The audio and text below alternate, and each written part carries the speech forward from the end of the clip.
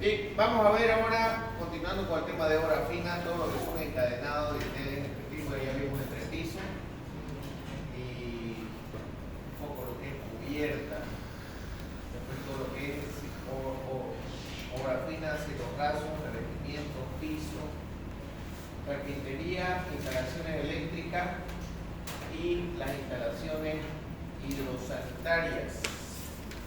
Y hasta ahí vamos a culminar el semestre. Para que se dediquen a sus proyectos, que ya no falta ahí. Teóricamente lo tendré que tener casi listo.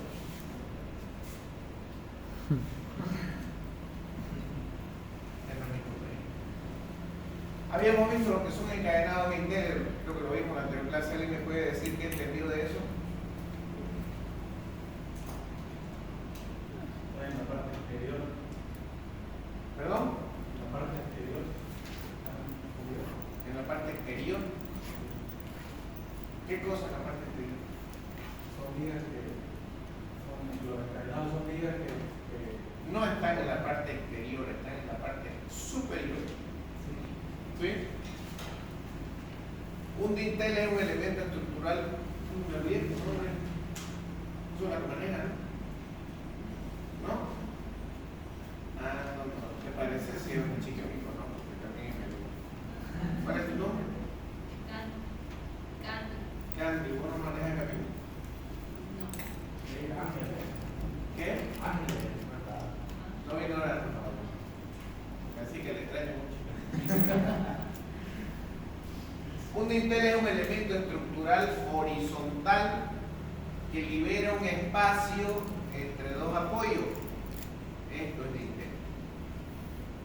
¿Con qué objetivo? Generalmente para trabajar con vanos, para trabajar con ventanas, para trabajar con puertas. Me genera un espacio vacío entre dos puntos.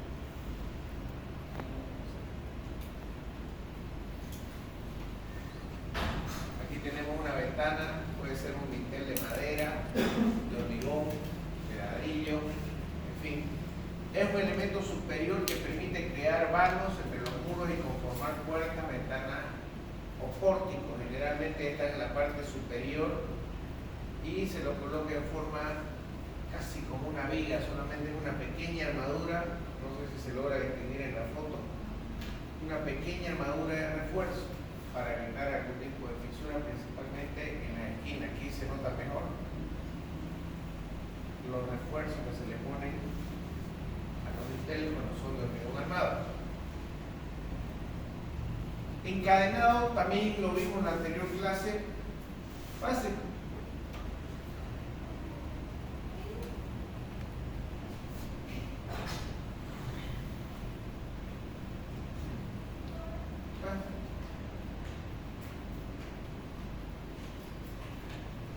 ¿Qué prueba de embarazo? ¿Qué prueba de embarazo no estoy?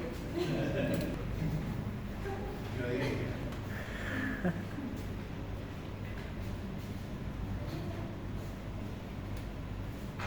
Bien, entonces estábamos hablando de que los encadenados también se los llama solera superior, principalmente cuando hablamos de encadenados de madera, porque puede darse el caso. Es una viga que se coloca alrededor del muro en la parte de arriba de las ventanas y cuya función es disminuir uniformemente las cargas que va a recibir el techo y de todos los muros. Mira, o sea, esta viga que me soporta el techo, prácticamente a eso le llamamos encadenado, ya sea un techo de vía colonial o ya sea un techo de, bueno, sea ni con gorra, o ellos con pelo para un negro. Eso, ¿verdad? Entonces a esto le llamamos encadenado, van siempre en la parte superior de la viga. En caso de que no hubieran encadenado, suele pasar este tipo de problemas. Pueden aparecerle terribles fisuras o incluso hasta el colapso debido a las cargas que pueden generar en la parte superior. En la clase anterior ya vimos lo que eran los entrepisos. Son losas que hay entre piso y piso de un edificio, ¿no es cierto? Ya vimos también que hay que saber diferenciar bastante lo que es un nivel y lo que es un piso. Cuando hablamos de niveles, hablamos netamente del nivel una losa. Cuando hablamos del piso, estamos hablando de la ubicación que hay entre nivel y nivel. Aquí, por ejemplo, estos son niveles de entrepiso o niveles de losa. Se encuentran entre un piso superior y un piso inferior. A estos niveles de acá que ven en la pantalla, nosotros podemos también llamarlos niveles de voladizo.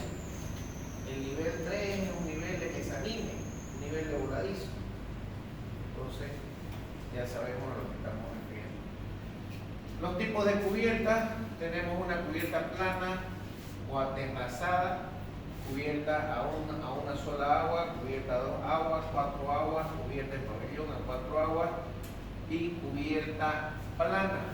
Aquí tenemos una cubierta a 2 aguas, a 4 aguas. Comúnmente le llaman a esta cubierta colepato. He tratado de imaginarme la cola de un pato y un día lo nací como aquello, así que no sé por qué le llaman colepato.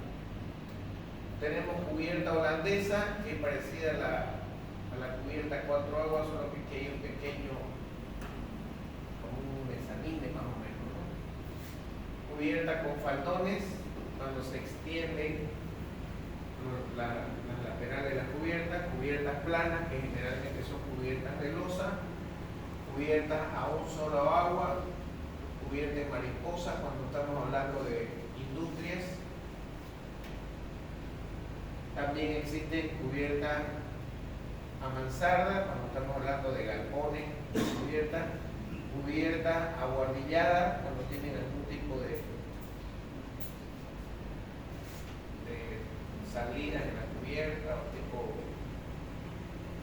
mezanine arriba, ¿no? Y cubiertas de dientes de sierra también cuando hablamos de industria. Esos son todos los tipos que pueden ser: cubiertas metálicas, cubiertas de selcha, cubiertas de losa, en fin. Son los diferentes tipos de cubiertas que pueden haber en el mercado. Los sistemas de impermeabilización se clasifican según el elemento constructivo o la zona que se vaya a impermeabilizar, según el tipo de cubierta.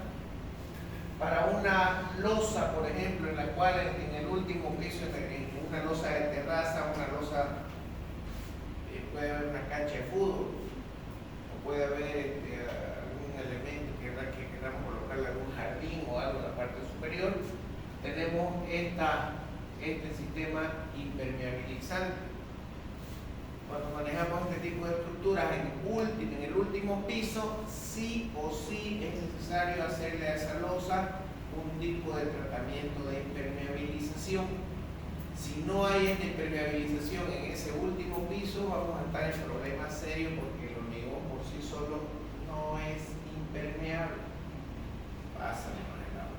Entonces podemos trabajar este último piso de la losa, podemos trabajar primero con un aditivo para el hormigón que es el SICA 1 y de ahí ver más o menos el sistema de impermeabilización que hay. Aquí hemos visto, por ejemplo, este número 1 es un soporte resistente con pendiente que puede ser la misma losa. El número 2 está como una manta negra, puede ser una manta imprimante asfáltica. Aquí dice una imprimación, puede ser una pintura asfáltica que se le pasa a la parte superior de la losa. Barrera a vapor es el número 3, es una barrera impermeable que va prendida con el imprimante de pintura asfáltica.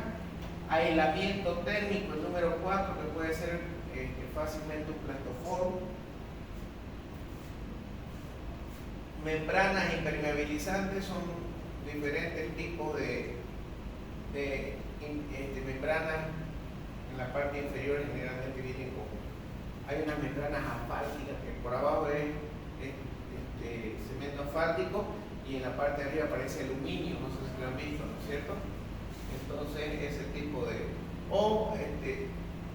si estamos hablando de algún tipo de jardinería o cancha o algo, tenemos que colocarle una capa drenante. Aquí generalmente nuestro medio le colocan ripio, pero existen materiales como capa drenante. Y bueno, por último tenemos el objetivo para el cual está diseñada esa losa, que puede ser una cancha de fútbol, puede ser una cancha con pasto sintético, en fin, pero tiene que estar bien impermeabilizada.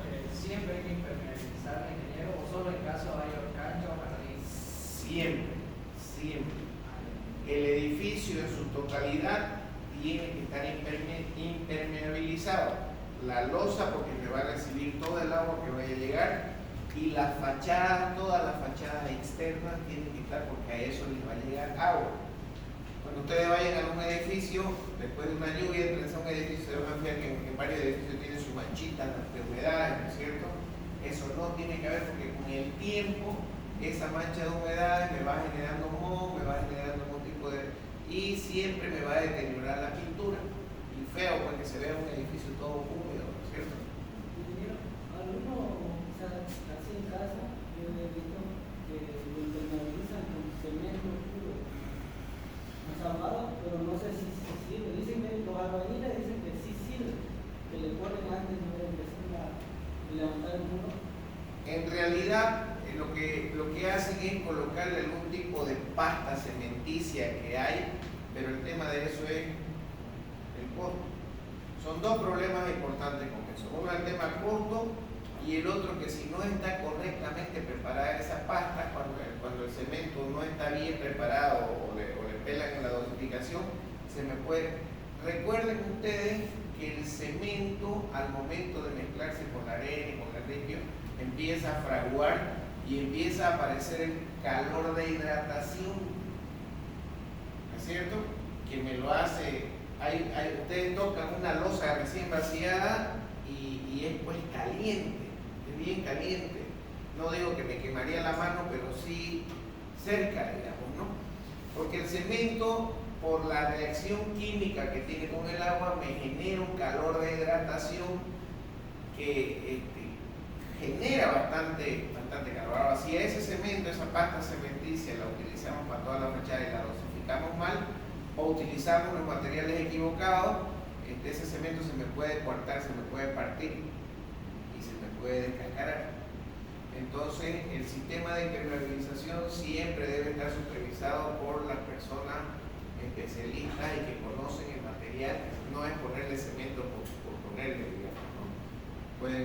Se puede llegar a tener problemas. Lo que generalmente se coloca para fachada, que son pinturas impermeabilizantes, que hay en el mercado, pintura látex, pintura el Recuplast, por ejemplo, he visto en la tele hay una botonera Recuplast frente, dicen, ¿no es cierto? ¿Hay otros sistemas impermeabilizantes? Sí, hay otros sistemas impermeabilizantes. Hay otro que se llama Igol, que es una sustancia transparente, como una pintura que la baña toda la fachada. Entonces, en fin, es cuestión de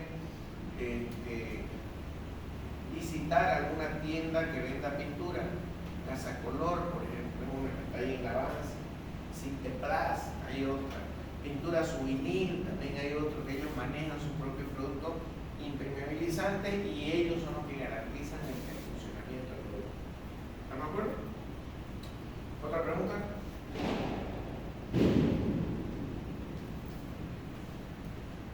Cuando hablamos de cielo falso, en realidad la palabra correcta es solamente cielo, y llamamos cielo a esto de acá, a esto que ven acá ustedes. Existen diferentes tipos de cielo.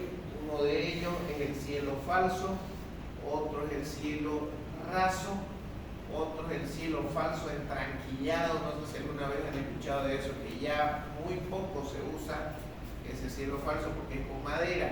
Se hacen unas cuadrículas de madera y una malla de gallinero, estuco por abajo, y tenemos nuestro cielo falso entranquillado. Se denomina cielo falso, techo falso, placa falsa de techo, cielo raso o plafón al elemento constructivo situado a cierta distancia del forjado en la losa o el techo propiamente dicho. En un edificio, nosotros tenemos en un edificio siempre los niveles de cielo falso. Estos niveles, ¿por qué los marco con rojo? Porque en todos los edificios el nivel de altura altura de cielo falso tiene que ir marcado por el topógrafo. Yo como constructor no puedo irme de buenas a primeras, aquí quiero mi nivel, porque muchas veces los arquitectos, principalmente cuando hablamos de obra fina, juegan con la altura de cielo falso a piso. Eso algunos de los arquitectos le llaman pie derecho. ¿Cuánto es tu altura de pie derecho? Arquitecto, me falté esa clase. Cuando hablamos de pie derecho, es la altura del piso, este piso terminado, hasta la parte inferior del cielo falso o hasta este nivel de acá. Es la altura útil que se llama. Del nivel del piso terminado hasta este nivel de acá, donde puedo pasar yo sin chocar en ningún lado, ese es mi pie derecho.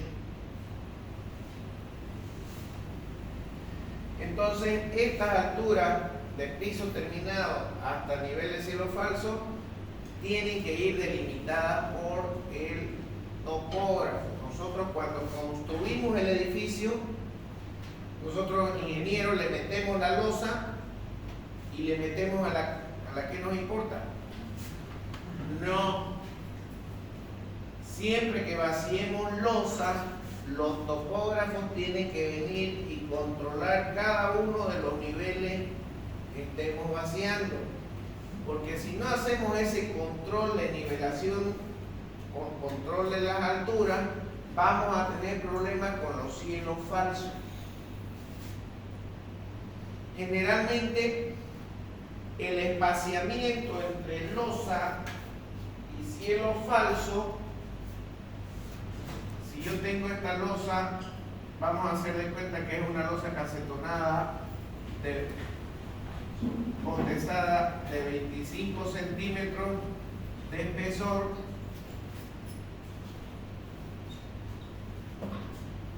Mi cielo falso, si es placa de yeso, si es lo que del material que sea, mínimo tiene que tener una separación de 16 centímetros.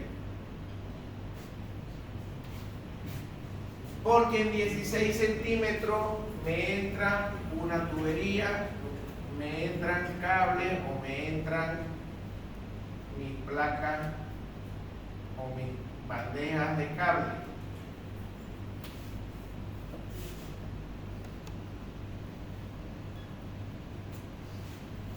¿Se entiende? Mínimo 16 centímetros. ¿Y hasta cuánto? Depende del tipo de proyecto que nosotros tengamos. Podemos tener hasta 70 centímetros de espaciamiento entre la parte inferior de la losa y la parte superior del cielo falso. Si hablamos de placas de yeso,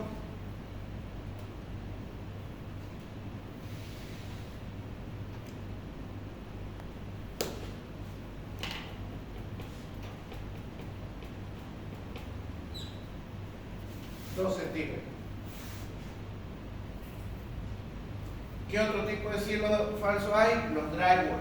¿Han escuchado los drywall? Enseguida lo vamos a ver. En forma habitual se construye mediante piezas prefabricadas, generalmente de aluminio, acero, PVC o placa de yeso, que se sitúan superpuestas al forjado o losa y a una cierta distancia soportadas para fijaciones metálicas o de caña y estopa. Ahí está, por ejemplo, estas son las placas de yeso y siempre se fijan a la cubierta a través de cable. O tenemos el sistema drywall que se colocan perfiles y el drywall se coloca en los espacios que tenemos acá entre perfil y perfil y son placas de placas cementicias, yeso con cemento, más delgaditas, tendrán 1 centímetro, 1,5 centímetros.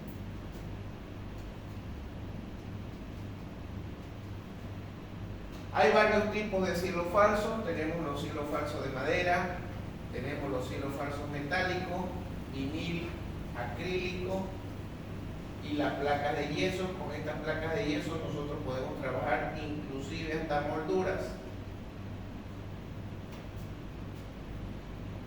El cielo falso o falso techo se limpia muy fácilmente y de esta manera se evita tener que sustituirlo a menudo, suponiendo así un ahorro considerable en el consumo de material. Dentro de los drywall o las placas de yeso se pueden hacer infinidad de figuras con el cielo falso y pueden funcionar muy bien como elementos decorativos, ya sea en viviendas, en oficinas. Me imagino que ustedes han entrado alguna vez a un edificio, han visto alguna galería, alguna tienda, el techo lo han visto y han visto que puede tener elementos decorativos. Se trabaja con este piso, con este tipo de material. Cuando hablamos de revestimiento, netamente hablamos de revestimiento a todo lo que se puede aplicar verticalmente. Entonces, siempre que hablamos de revestimiento, estamos hablando de revestimiento en escalera, revestimiento en muro, revestimiento en los baños. Y me dice, para la construcción y la decoración, el revestimiento es una capa de un material específico que se utiliza para la protección o el adorno de paredes, techos o el piso. Es habitual que cuando el paso del tiempo afecte la superficie, se opte por instalar un revestimiento que oculte los daños. Todo el tema de revestimiento viene muy relacionado con los acabados.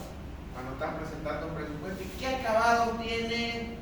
Dicen los dueños, Entonces ahí los dueños dicen, en acabado tenemos revestimiento de porcelanato de 60 por 60, revestimiento para baño, tenemos randa. ¿Alguien sabe lo que es una randa? ¿Quién sabe lo que es una randa? Levanta la mano. Gabriela.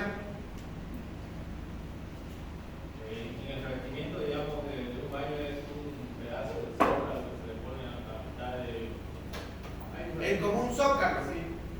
Como un zócalo. Si yo tengo esta pared así, que tiene 2x2, y le voy a poner revestimientos en toda la pared,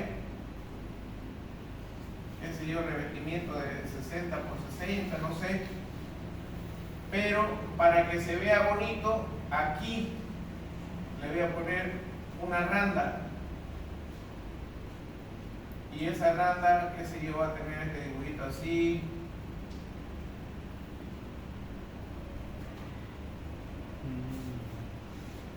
Me imagino que alguna vez han visto algún baño o alguna cocina con ese. Entonces, a esto se le llama randa, que también forma parte de la colocación de revestimiento.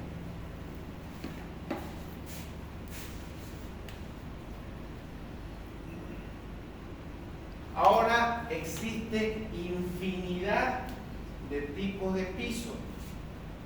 Si nosotros vamos a una fábrica, Favose, por ejemplo, es una fábrica boliviana que fabrica pisos de buena calidad.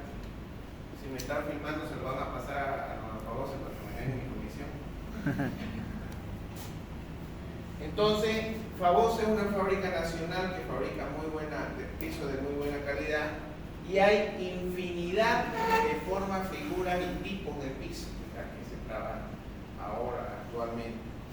Y nosotros cuando vamos a una fábrica, cuando vamos a querer comprar revestimientos o pisos, nunca lo venden 1 metro o 2 metros exactos. Siempre venden la caja. Por ejemplo, esta caja es de 45 por 45 centímetros. Este es el nombre. 18 por 18 pulgadas. Y aquí me dice, esta caja tiene 1.62 metros cuadrados. ¿Alguien sabe por qué es? Asumo yo que es porque como no venden los metros cuadrados exactos, uno tiene que comprar muchas veces de más, que no le falte, y uno se queda con los cortes, ¿no? con los pedazos así. Ellos venden más así. Entonces, el metro cuadrado vale tanto, dicen. Pero sin embargo, cuando uno compra, lo compra por caja. Diga. Por eso para comprarlo, para poner el piso, yo creo que se debería calcular por 1,5 metros, ¿no? No, siempre se calcula por metro. Por metro, ¿no? Sí, porque cuando vos vas a una tienda que comercializa el piso, por ejemplo, si vos necesitas 300 metros y va, oiga señor, le decía al de la fábrica, necesito 300 metros cuadrados de piso.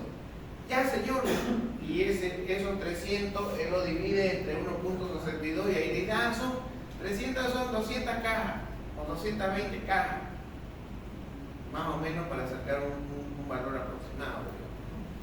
Ellos te lo venden por metro cuadrado, pero te lo entregan por caja. ¿Se entiende? Concretamente voy a enlosar esta parte del patio que está... Le vamos a colocar piso a esto. Amarillo al medio. Lo primero que vamos a hacer es medir el terreno para saber qué cantidad de baldosa tenemos que comprar. Como la zona de enlosado es una de ellas, vamos a dividirlo en dos rectángulos que lo diremos por separado. Estas son las medidas de cada uno de ellos en centímetros. Multiplicamos ambos de altura y lo pasamos a metros. Después sumamos ambos rectángulos para conocer el área total. Nos da 11,6 metros. Con la gran baldosa que habrá que cortar, calculo que al menos necesitaremos unos 14 o 15 metros cuadrados. Además de las baldosas, necesitaremos cemento pora, unos 4 kilogramos por metro cuadrado, un cubo para hacer la mezcla, una llana con dientes de 8 milímetros, mortero coloreado para el lechado, en nuestro caso lo he comprado de color gris. Para cortar las baldosas, aunque lo ideal es un cortador manual, yo voy a utilizar esta amoladora con discos de diamante. El motivo es que un cortador que sirva para baldosas de piedra, que son las que vamos a poner, cuesta demasiado caro. Y esta amoladora ya la tenía en casa y me puede servir perfectamente. Además usaré estas puntas de plástico para controlar la separación entre las baldosas. En los enlosados exteriores, la separación recomendada es de 3 milímetros, por tanto, las puntas serán de 3 milímetros. Es importante elegir bien la zona por la que vamos a empezar a colocar las baldosas, de forma que haya que cortar el menor número de estas posibles y además las cortadas estén en las zonas menos visibles. Es aconsejable colocar las primeras baldosas antes sin pegarlas para tener una vista previa y así poder corregir posibles errores cuando aún tienen más fácil solución. Comenzamos a hacer la mezcla. En el saco de cemento nos dicen que se debe de añadir unos 7 litros de agua por saco. Como el saco tiene 25 kilogramos y yo no tengo un cubo tan grande, lo que haré será llenar de Aquí el cemento cola es de 20 kilos la bolsa. y añadir agua progresivamente hasta conseguir una mezcla homogénea. Como veis, el amasado lo estoy haciendo con la mano, y es que un mezclador cuesta un dinero que no me merece la pena gastar. Es muy importante usar guantes para esto, para evitar daños en nuestras manos por la erosión del cemento. Aplicamos la mezcla en el suelo y la extendemos. Podemos hacerlo con Ahora sí, con la llana hacemos el rayado.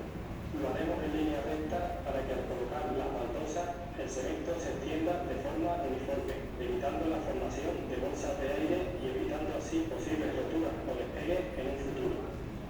Colocamos las primeras baldosas comenzando con los bordes.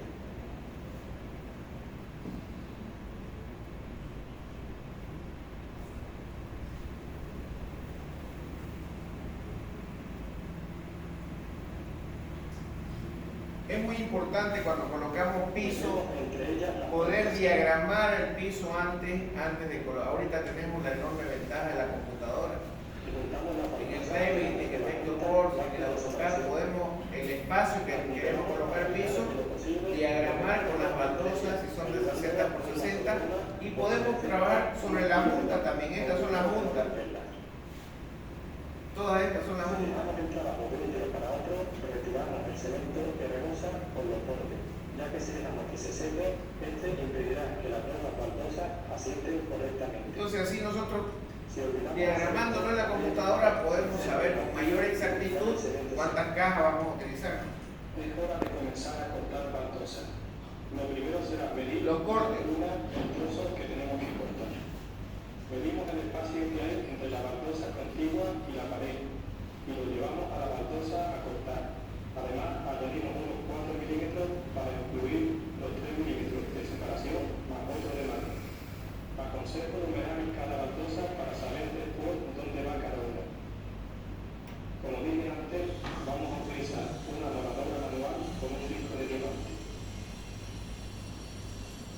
Acá le dice disco diamantado. Para salvar esta toma de agua, me he inventado esta doble I. Hacemos la mezcla, la extendemos, la rayamos y colocamos la baldosa.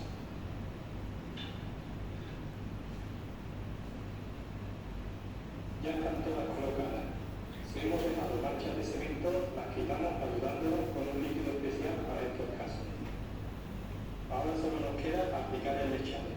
Con una bolsa de 5 kilos tendremos suficiente. Hacemos la mezcla de la misma forma que el cemento, pero esta vez algo menos espesa. Para este tipo de baldosas tenemos que aplicarlo directamente en las puntas, procurando no extenderse demasiado al resto de la baldosa. Retiramos el sobrante Con la mano y con una esponja semihúmeda limpiamos hasta retirarlo totalmente y solo quede el de las puntas. La esponja la mojamos y escurrimos continuamente en un cubo de agua. Tira la mano, Cachanilla, que se No mueve. olvidemos sellar también las uniones con las paredes. Lo hemos terminado. Ahora esperamos 24 horas para poder fregar el suelo.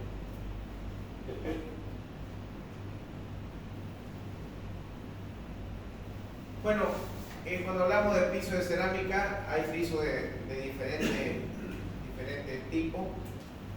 Si ustedes van a una fábrica de piso, le van a decir piso de 60 por 60 rectificado. Le van a decir. ¿Alguien sabe lo que significa rectificado? Que todas las baldosas están a una sola medida. Exactamente, que están bien perfectamente encajadas para que principalmente los porcelanatos, ¿no es cierto? Ahora ya hay cerámica rectificada para que parezcan porcelanato por la junta, cuando es junta delgadita, ¿no es cierto? Entonces hay otro tipo de cerámica que no es la rectificada, que tiene como un boleadito, tienen de ser así más o menos como esta que ven acá, este tipo de junta. Son juntas más separadas. Lo que más comúnmente la tendencia que se está utilizando ahora en nuestro país, en nuestra región, es cerámica rectificada o porcelanato, también se dice, ¿no? Cuando hablamos de carpintería, existe la carpintería de aluminio y vidrio. Todos los marcos son de aluminio y generalmente cuando tenemos este tipo de materiales, estos vidrios son vidrios de 8 milímetros o entre 8 y 10 milímetros cuando son de piso a techo, generalmente los vidrios, pero se trabaja con una perfilería metálica. Tenemos la carpintería de madera, que todo el mundo la conoce, y ha aparecido en estos últimos años la carpintería de PVC. Luego tenemos carpintería metálica, cuando hablamos de cerrajería principalmente para trabajar portones, verjas, barandas, escaleras, a todo eso le llamamos carpintería metálica o cerrajería. Vamos a tocar el tema, con esto terminamos todo lo que es obra fina, no hay mucho misterio. Cuando hablamos de obra fina se tocan todos estos valores que generalmente cuando se van a hacer este tipo de instalaciones de obra fina ya se lo vende, el 90% se lo vende se lo compra obra vendida. Quiere decir que yo voy, compro el material, traigo mi trabajador y lo hago colocar eso en el caso de los pisos. Pero en esto de acá contrato al vidriero y le digo, viejito, instalame o presupuestarme, cotizarme la carpintería de aluminio y vidrio, y él me lo instala. Y hay muy pocas empresas que trabajan ellos comprándose el material, porque van a una vidriería, porque se importan los materiales, entonces hay pocas empresas, pero generalmente toda la carpintería se la compra obra vendida. Ya, yo contrato a mi carpintero y hacerme la puerta, hacerme la ventana, puerta principal, y ellos ponen madera, ponen todo. En instalaciones eléctricas de edificio, esta es la normativa que rige la normativa eléctrica para nuestra región. La norma boliviana NB 777, como el sargento 777, entonces más o menos es el número de la normativa. Esta normativa me dice a mí, ingeniero, en la construcción de edificios, usted solamente tiene que tomar dos tipos de corriente o dos tipos de electricidad, la media tensión y la baja tensión. Cuando hablamos de media tensión, si es en nuestro edificio, existen dos tipos, una subestación eléctrica en la cual va a estar mis trafos o mis transformadores. Estos trafos, todo esto que estamos hablando de media tensión, esto de acá, lo he hecho un poquito más grande acá. Lo prepara todo esto un ingeniero eléctrico o electromecánico. Son dos tipos de proyectos: el proyecto de media tensión y el proyecto en baja tensión.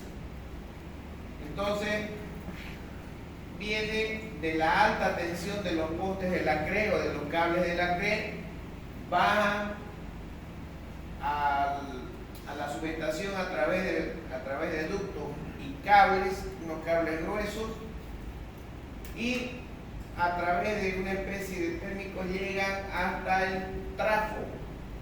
Este trafo de acá me lo va a diseñar el ingeniero eléctrico, él me lo tiene que calcular de acuerdo a la potencia instalada de todo el edificio.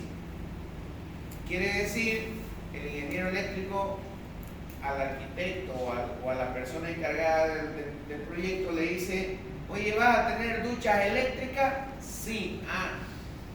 Pongámosle 5.000 vatios o 5.000 voltios, amperes, creo que sea 5.000 amperes la ducha eléctrica. ¿Vas a tener aire acondicionado?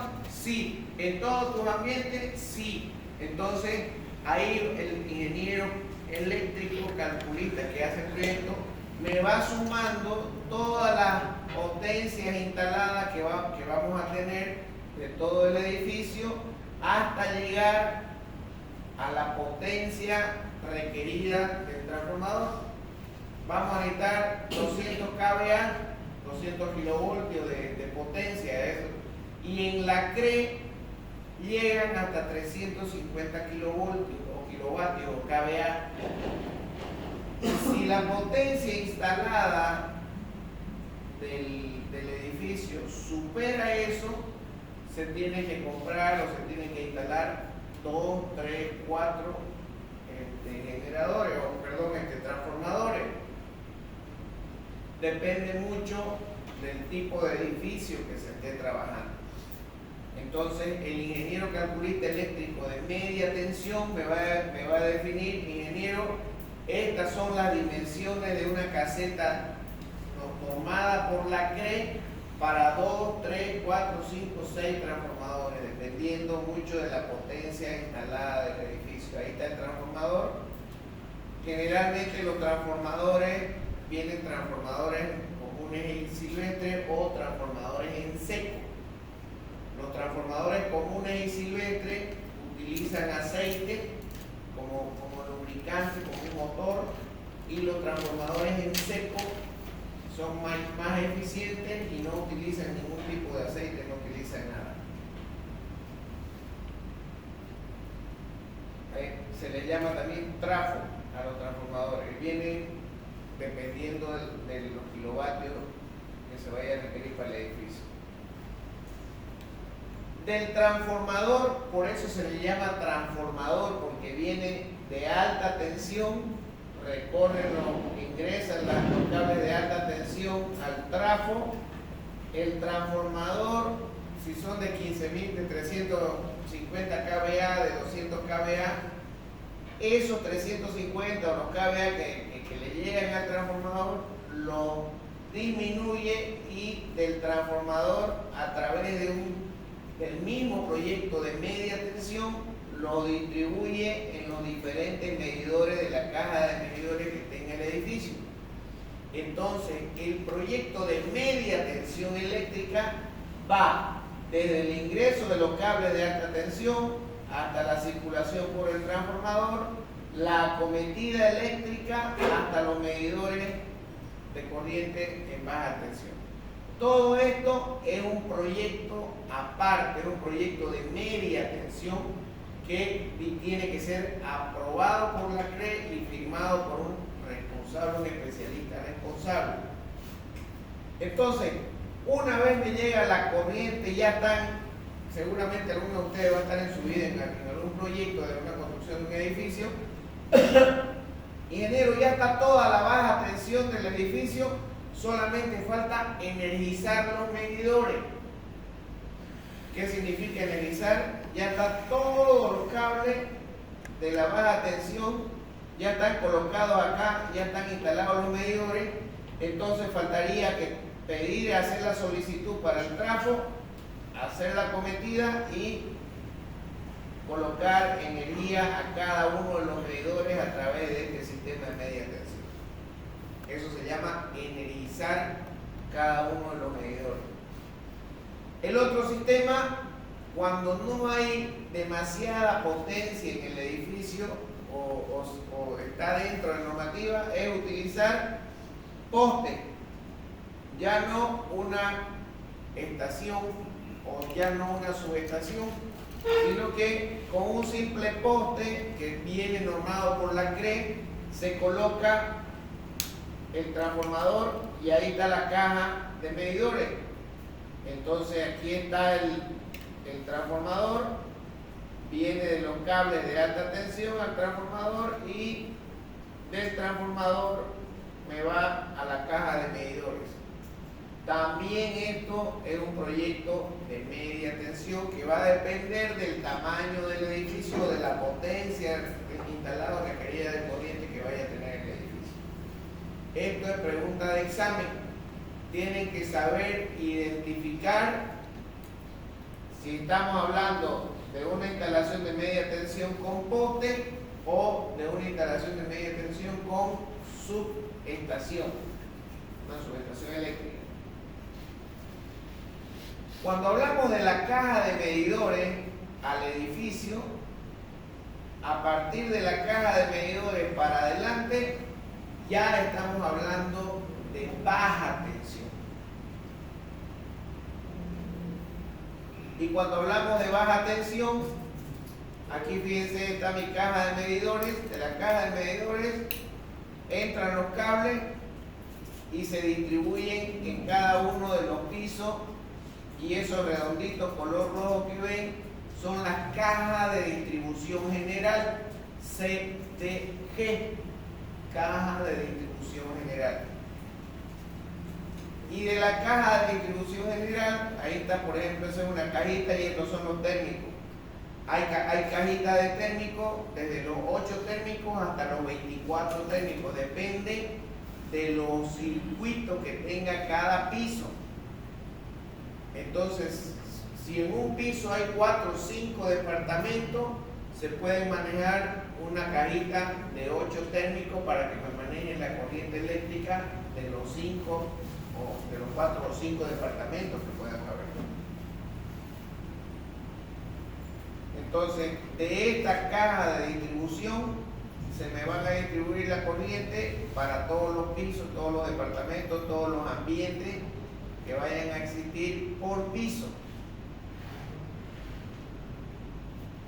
Y ahí está, esa es una distribución de corriente. Fíjense, aquí yo tengo otra caja de distribución general, pero esta vez por departamento que vaya a tener. O sea, voy a tener una caja de distribución por piso, y de esa caja de distribución por piso voy a tener mi caja de distribución por departamento. Aquí, en esta cajita de esta corriente que llega acá, va a pasar a esta corriente que llega acá, y de aquí ya distribuye a todos los ambientes por cada piso. Va a depender mucho la cantidad de cable, si las instalaciones son trifásicas o monofásicas. ¿Alguien sabe a qué me refiero con trifásica o monofásica? Camila.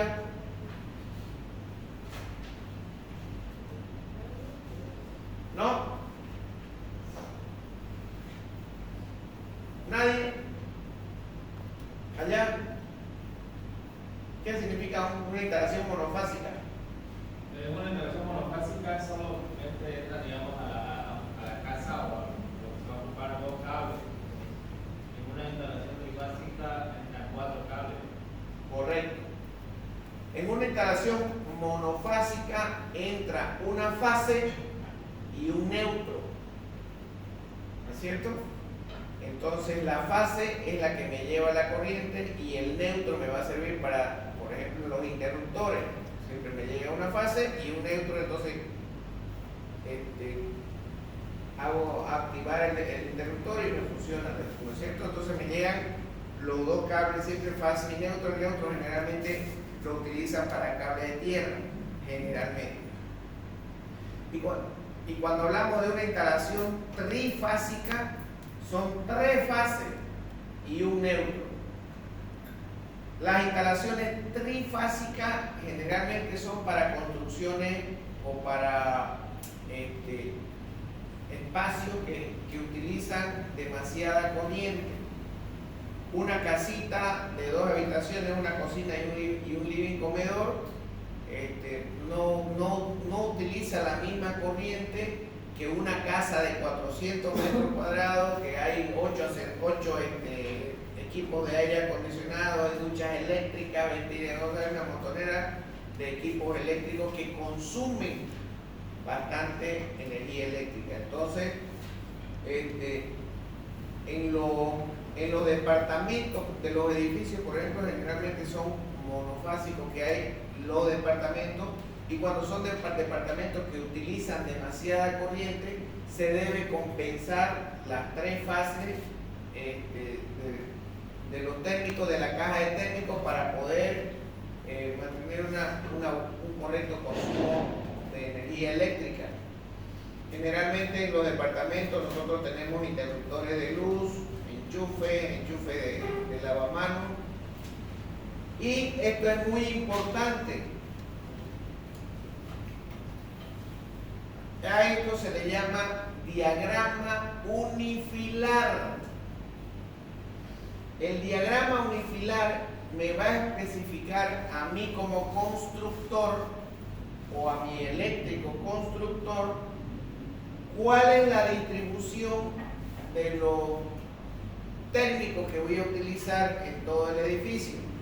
Por ejemplo, este térmico de acá va a estar aquí en la caja de distribución general, en este piso, y de este piso se va a distribuir a este otro térmico de acá, por ahí podemos tener, y de ahí este va a utilizar para estos 3 ambientes o esos 3 departamentos, y esos 3 departamentos podemos utilizar para estos diferentes circuitos que se tengan. Entonces, ese es un proyecto que me lo tiene que preparar el ingeniero eléctrico. Ya es un proyecto en baja tensión. ¿Quién lee este proyecto? Nuestro constructor eléctrico, nuestro especialista eléctrico. Él me va a decir: mire, ingeniero, aquí no le entiendo este edificio, me dice un técnico acá de 50 y acá está bajando un técnico de 20, y me lo está haciendo trifásico, y ya ahí empieza con la comunicación directa que haya entre especialista y el electro. Es muy, sin este planito que tenemos acá, recuerden bien, se llama diagrama unifilar. Si el diagrama unifilar no está en el proyecto eléctrico, es difícil presupuestar un proyecto eléctrico. El diagrama unifilar me va a decir a mí cómo está funcionando el edificio en la parte de energía eléctrica. ¿Estamos de acuerdo?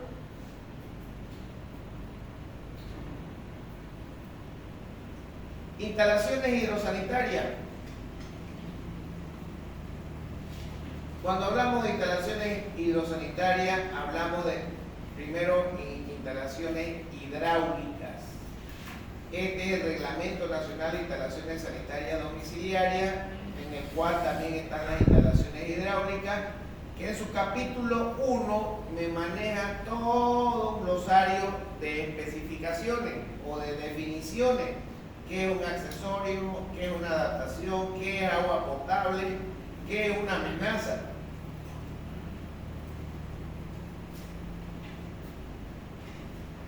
Fíjense también que me define lo que es un tanque cisterna, un tanque elevado, tubería de agua potable. Ustedes lo buscan este reglamento en internet y van a poder conocer todo lo referente a una instalación hidrosanitaria.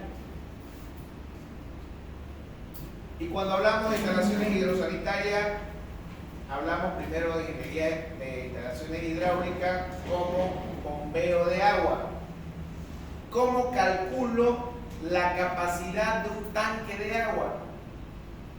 Con esta planillita que tenemos acá, que está dentro de ese reglamento. Dotaciones de agua per cápita para vivienda urbana con sus valores referenciales. Se divide según la región. ¿A qué región nos tocaría a nosotros? Llano. A los llanos. Aquí estamos nosotros. Altitud media, ¿a cuál? ¿A cuál letra 3? De 100 a De 500. 100 y 500. ¿Cuál es la altitud media que tenemos en Santa Cruz, Camila?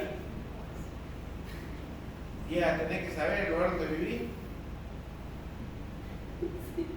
¿No sabes? ¿De qué parte de Colombia son? ¿Dónde? ¿A qué altura está Villavicencio? ¿Tampoco sabes? Ni qué vergüenza. No lo puedo creer. ¿A qué altura estamos en Santa Cruz? ¿Cuánto? Está loco. ¿Usted? Oye, no sabe. ¿Usted de verde? ¿Quién sabe? Allá el último. Vos tenés cara de que saber. No sabe a qué altura está su ciudad. ¿Usted? 400. Ya googlearon, ¿no? Ya pues Gabriela, tampoco así, ¿verdad? Lo bueno que ya aprendieron a qué altura está Santa Cruz. 450 metros sobre el nivel del mar. Cochabamba, sin googlear. La Cochabamba, a ver. Sí, ¿por qué sabes de Cochabamba más que de acá? A ver. La Paz. La Paz. 3.600. ¿El Alto? Claro, recién acaba de golearnos Paraguay. Bien, nosotros estamos aquí en 450 metros sobre el nivel del mar. Precipitación media anual en milímetros. ¿Cómo se mide eso? Generalmente 1 metro por 1 metro, ¿cuántos milímetros de precipitación media anual se tiene? Si tenemos un cajoncito de 1 metro por 1 metro y controlamos un año, ahí vamos a saber que tenemos 1.167 milímetros de lluvia en un año. Eso significa esta parte de acá. Temperatura media, ya esto es mentira porque ya hemos subido por como 4 o 5 grados, hemos subido, ¿no? Ahora en nuestro verano fácil llegamos a los 42 grados. Yo me acuerdo que antes 36 grados y moríamos de Canica Lozana, el otro día casi me he muerto con 42 grados. Grave está la situación. Y por último tenemos el tamaño de localidad para la dotación en litros por habitante por día. ¿Qué significa eso? ¿Dónde está Santa Cruz ahorita? ¿En cuál está? ¿En menor, intermedia, mayor o metropolitana? Metropolitana. Metropolitana. ¿Cuántos habitantes somos? 4 millones. Ya nos robaron 1 millón, estamos en 3,5 millones.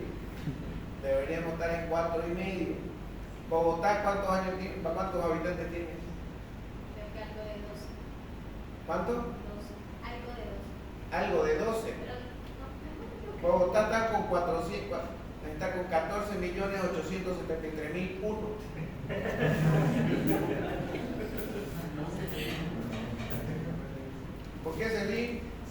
¿Saben por qué lo sé exacto? ¿Saben por qué lo sé exacto? Porque aquí veo una colombiana y como 14 millones de ¿Perdón? 7 millones. No, no puede aparecer. Ahí dicen en Google. Ya, dividirlo entre dos, entonces lo que Entonces, de acuerdo al tamaño de la localidad, Santa Cruz está en una región metropolitana, quiere decir que por habitante le tocaría entre 100 y 150 litros por día.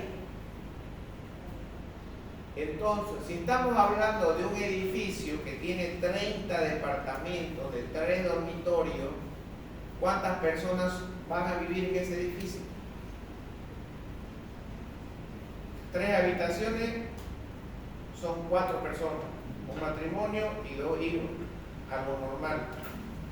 Por 30, 4 por 30, 120. 120 por 150,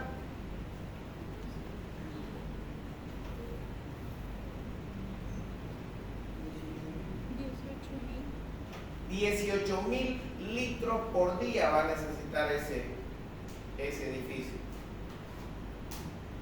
¿Cómo lo distribuyo eso?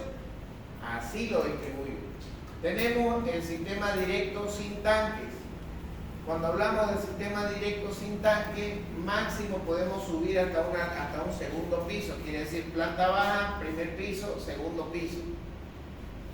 La presión, otra pregunta de examen, la presión con la que Saguapac entrega o instala una instalación hidráulica está entre 12 y 14 metros de columna de agua.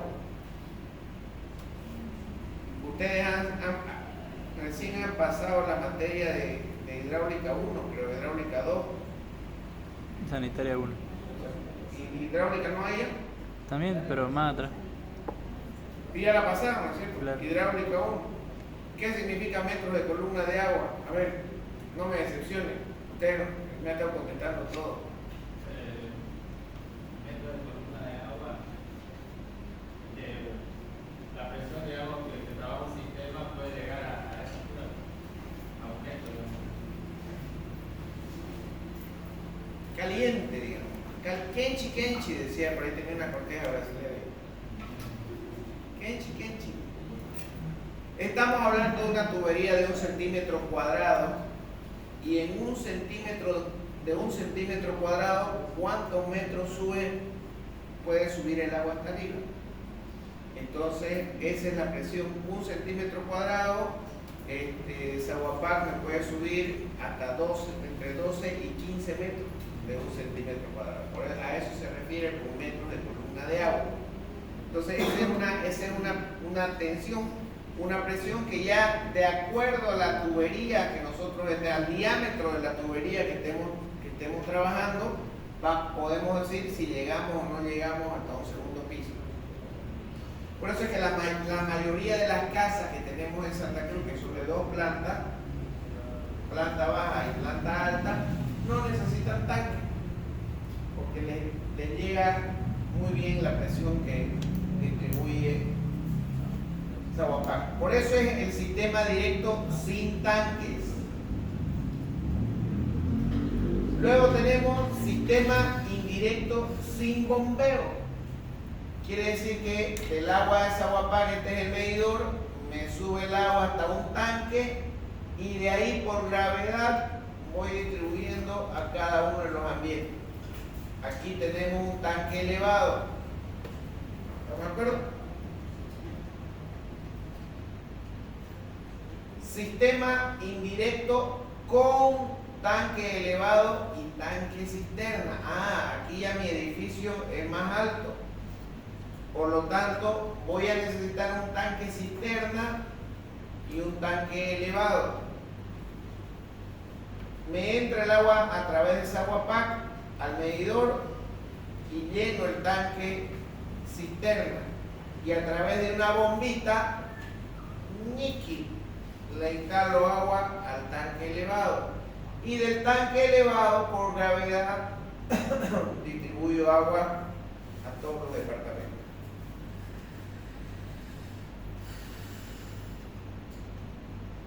Sistema indirecto con tanque elevado y tanque cisterna. Aquí hay otra variedad. Entra agua de Zaguapac al tanque cisterna, de ahí utilizo mi bomba y mis tanques hidroneumáticos, que son unos tanquecitos más pequeños a presión, y directo con mi tanque hidroneumático alimento a cada uno de los niveles sin necesidad de un tanque elevado.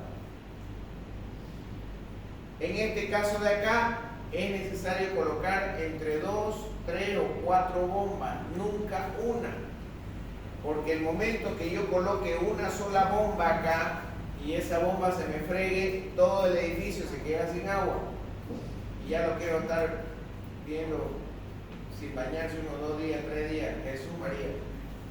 Entonces, para este sistema mínimo son 2 bombas que se tienen que colocar, dependiendo siempre del volumen de agua que vaya a necesitar el edificio.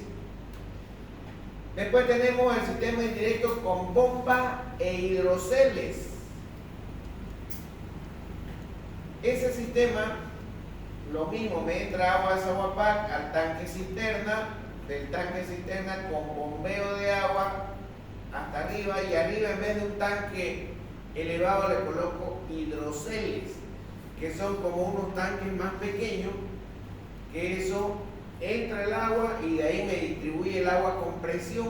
Estos hidroceles pueden estar acá abajo o pueden estar acá arriba para principalmente a los departamentos inmediatos inferiores proveerles la respectiva presión del agua. Entonces son diferentes sistemas que se tienen que utilizar. ¿Y cuál es el mejor, ingeniero, y cuál es el que se tiene que utilizar? Depende mucho de la economía del proyecto, porque quien me determina eso es el ingeniero hidráulico, el ingeniero hidrosanitario. Ingeniero, su edificio no es muy alto, da para colocar este sistema de acá y así nos eliminamos, y así nos evitamos el tanque alto y su estructura va a ser más económica.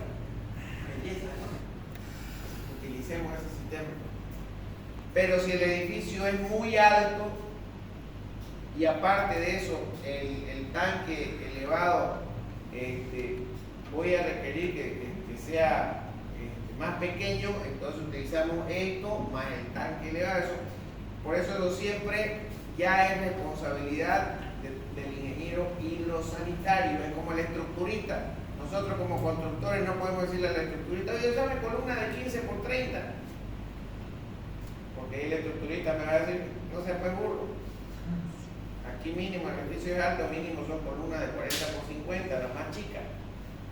Lo mismo pasa con el proyecto hidrosanitario. Ese más o menos es el sistema que hay de bombeo que tenemos. Aquí tenemos esta formulita que me sirve para calcular la potencia en la bomba en HP. Viene el agua, ingresa por acá. Esta es la configuración del tanque cisterna. Esta es la parte interna del tanque cisterna. Se llena hasta este nivel de agua. Aquí se coloca más o menos una especie de cargamento de bombeo para que todo el agua, cuando baje el nivel, se llene, la bomba chupe agua de ese sector. Esta es mi bombita y me distribuye a través de las cañerías de impulsión hasta el nivel superior del tanque elevado. Esto de acá es para purgar el agua. Muchas veces se necesita limpiar el tanque de agua y por lo tanto se puede abrir esta válvula para que salga agua por aquí o pueda generar algún tipo de bypass para que pueda tal vez alimentar el agua. Y por aquí también podemos hacer funcionar la bomba y purgar para que salga agua por acá para limpiar el tanque. Esta es la cañería de impulsión para alimentación del tanque y estas son las cañerías de distribución. Esta o puede ser esta de acá.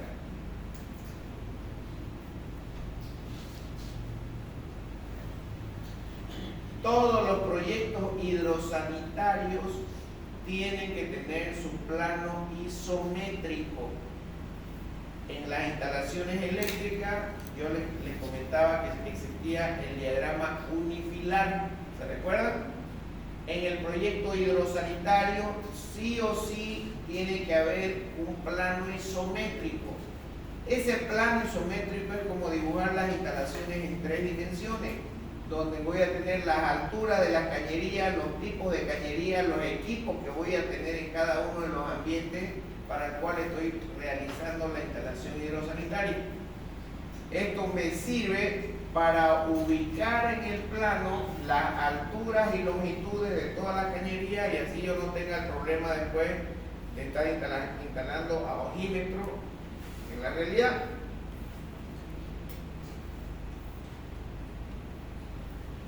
Bueno, esos son algunos de los pases que hay antes del vaciado de la losa. Fíjense que son tuberías que se colocan de acuerdo al proyecto hidrosanitario. Aquí tenemos otro tipo de tuberías y aquí son los pases. Ahí son los pases de losa, estos pases acá. Estos pases antes del vaciado de la losa tienen que estar marcados por el topógrafo y ejecutados por el ingeniero hidrosanitario responsable. Cuando hablamos de instalaciones sanitarias de aguas negras, fíjense, aquí tenemos el inodoro, tenemos el agua de desagote del inodoro generalmente de 4 pulgadas y tenemos esta cañería de respiración o es una cañería de circulación y esta cañería de acá, todo, como seguramente lo han visto en sanitaria ustedes, todo esto está herméticamente cerrado para evitar malos olores, solamente que esta cañería acá es la cañería de respiración para disminuir las presiones internas de la tubería y evitar que haya vibraciones o evitar que haya roturas. Y el agua, esta agua negra, si no hubiera esto de acá,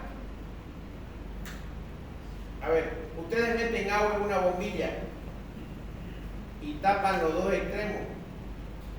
Ustedes pueden hasta romper una papa con eso, porque no hay por donde escape el aire, ¿no es cierto?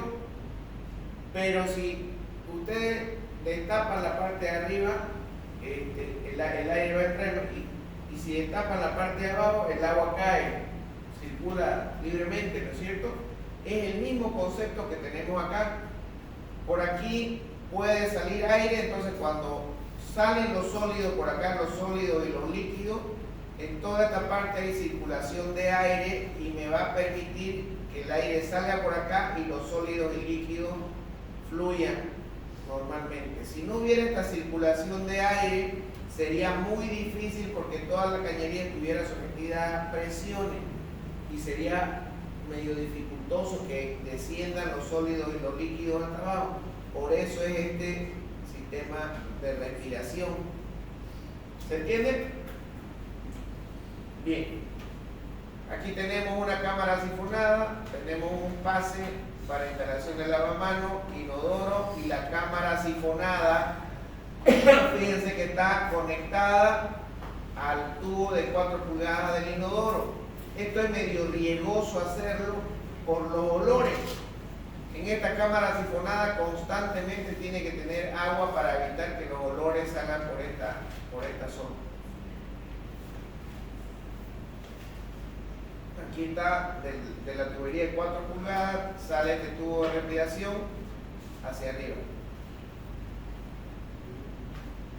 Vamos a ver este video, por favor.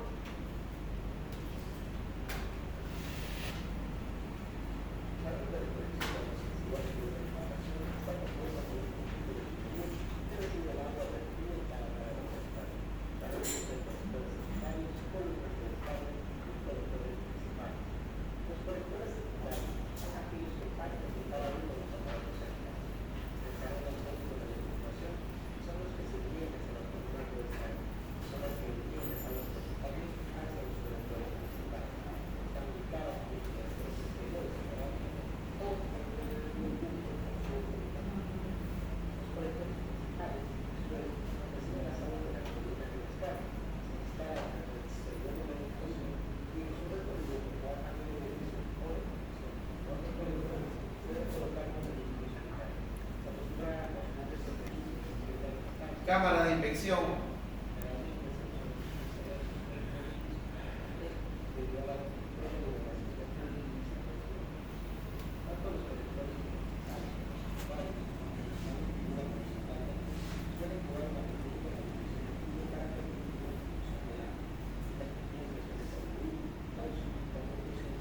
Estas son las pendientes que hay de tubería. De esta longitud hay entre el 1, 2 y 4%.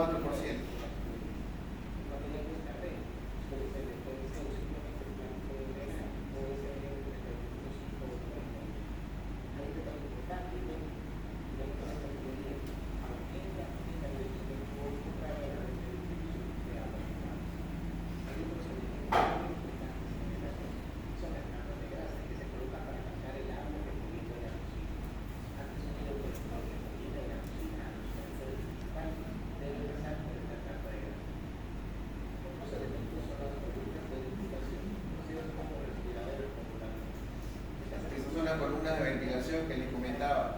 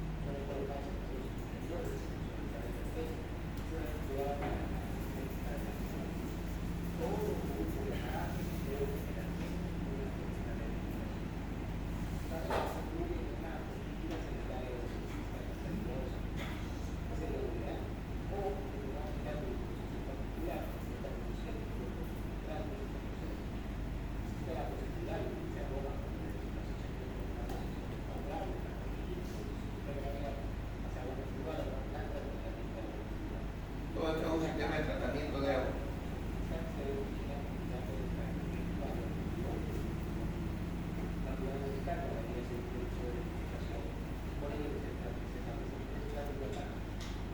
Estas unidades de descarga son generalmente dependiendo del tipo de edificación que se tiene.